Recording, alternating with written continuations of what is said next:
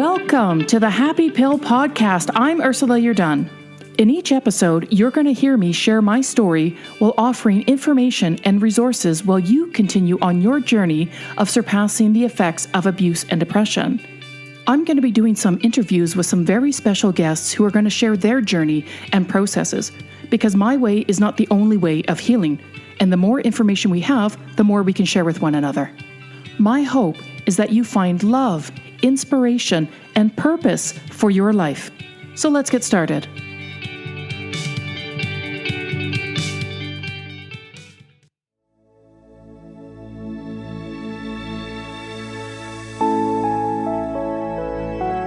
Hi everyone, welcome back to the Happy Pill Podcast. I am so excited that you are here. The first thing that I want to do is I want to share that you do not have to be abused in order to feel depressed. I want to make sure that that's really clear because there are many factors that people can feel depressed over, and you don't have to be abused in order to feel depressed. Okay, so I know that I'm going to be talking about both abuse and depression throughout this podcast, but I don't want to have my listeners thinking or feeling that if they weren't abused, their depression doesn't matter, or that it's not that bad, or that they're trying to compare it to something else. Please don't feel like that at all. Depression can come at any time with any life event. So I'm going to take that word mental illness and I want to break it down and let's make it gentler. Does that even sound right? Gentler? I sure hope I'm saying that. I can't believe out of all the writing that I do, I'm like, gentler. Am I even pronouncing that right? Anyway, for shits and giggles, whatever. Let's make it softer. Okay, we're going to make it softer so that it doesn't have that judgmental feeling that you have with that word. And I'm going to share something here from Deepak Chopra's meditation. So his meditation is called Energize Your Life, Secrets to a Youthful Spirit. But in there, he explains quite simply and really plainly how we are all in need of healing. So this is his day 4 meditation about fulfillment and how we block ourselves from feeling fulfilled. But I'm quoting him here because I feel that this is a wonderful way to express kind of a kinder version of the mental illness. Okay, so he says that stress, depression, and inner anxiety and worrying about the future are one of the biggest blocks that we have. So improve the quality of mental and psychological energy because that's how you improve your inner quality of life. Fulfillment is a daily goal and a life goal at the same time. In the field of positive psychology, it's been found that the happiest lives are constructed from happy days. How do we achieve this in the face of life's difficulties and wounds lingering from the past? And I can't lie, people, this is so me. This is absolutely me. I've either been stuck in the past and stuck in those emotions and behavioral patterns and that kind of negative, heavy thinking, or I'm projecting into the future about a life that I want to have. And because I'm in the past moping about, or I'm in the future longing and yearning for a life that I've always dreamed of, I'm never in the present. So in the present moment, I'm never happy because I'm either sad about the past or I'm in a longing for a future that hasn't happened yet. Okay, let me get back to his quote. The first issue is one of healing, whether it's physical trauma, emotional, mental, or spiritual. Everyone has had some experiences that could benefit from healing attention. No one is free from the need to heal, and becoming your own healer is always available to you. And what Deepak is saying there is so profound because it includes everybody of any race, of any culture, of any gender. This encompasses everybody. So it means that you're not alone. And there is no stigma to anything that he is saying. He's not labeling anything at all. He's not calling people out. He's not saying it's an illness or a disease. So that just gives freedom to be who you are and to deal with what you have experienced and what you're going through. And it offers so much hope that it can all be healed and that you are the master healer. Okay, let me get back to his quote. All positive experiences have the potential to heal, from the concept of laughter is the best medicine to meditation and other inner practices. By design, the body-mind possesses the natural ability to return to a healthy, balanced state. This implies that we need to get out of the way and let the healing responses do its work.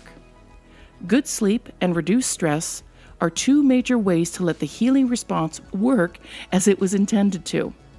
However, the healing that most people need centers on meaning and purpose. We don't need to do much to give our energy direction.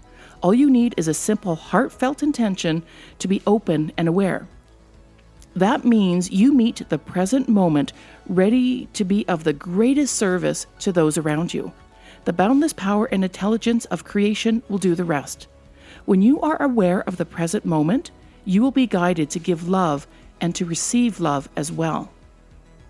So that's his quote. That's from his day 4 meditation. Like, that is profound to me because I absolutely, unequivocally agree with what he's talking about. No one is exempt from feeling sad, lonely, guilty, shame, insecurity, fear. We all have this. So now when I'm looking at the so-called mental illness, this label, again, like I've said, it's a terrible dichotomy of words because it labels people right away as being mental, that something's wrong with them mentally, that there's no hope for them, right? And it also labels them as that they're crazy, and any other kind of terms associated with that, and sometimes very derogatory terms. And we don't need this to be our definition of ourselves. That's why this mental illness, it's such a stigma, and it prevents people from talking and sharing about their issues, and also stops them from getting some help and healing. So if we're looking at what Deepak Chopra is saying here, and if this involves everyone, then you are not alone. And to me, that has a really great impact because you are like everybody else, and you are going through similar feelings and thoughts and behavioral patterns that everyone else is going through. If we can just change that mental illness stigma, and those are really harsh words. Like when you listen to the sound of it, mental, right? It's got a very sharp tone to it. And then of course you put in illness. Well, geez, that makes it sound like that you're incurable. What I like to do for myself is I don't like to use that term because again, it doesn't make me feel good. I'm not going to go around and tell, oh yeah, no, hey, I just have a mental illness. Don't worry about me. I'm okay. And then these people are walking backwards because, they don't want to talk to me.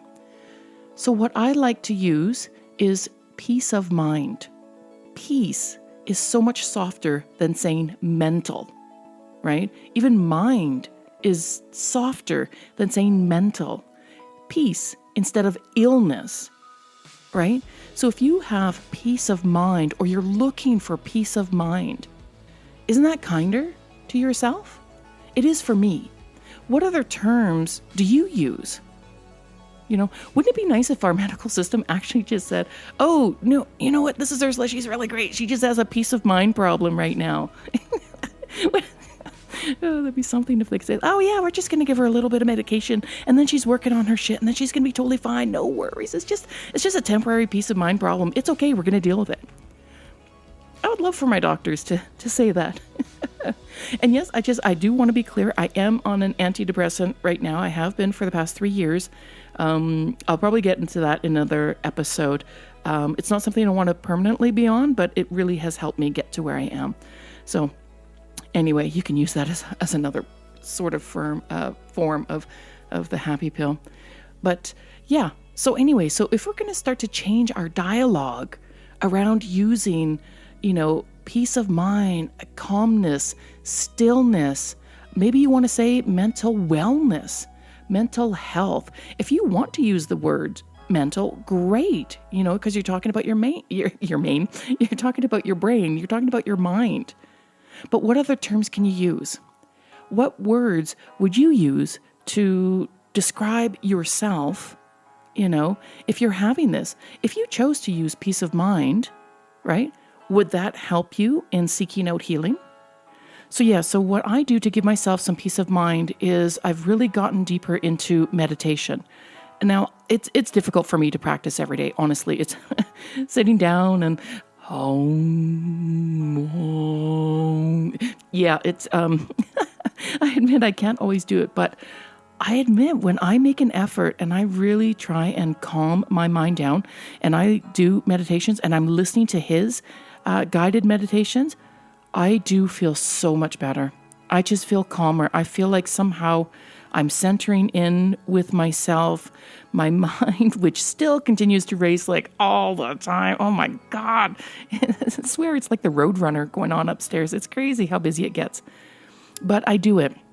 I do it because I feel better when I do it.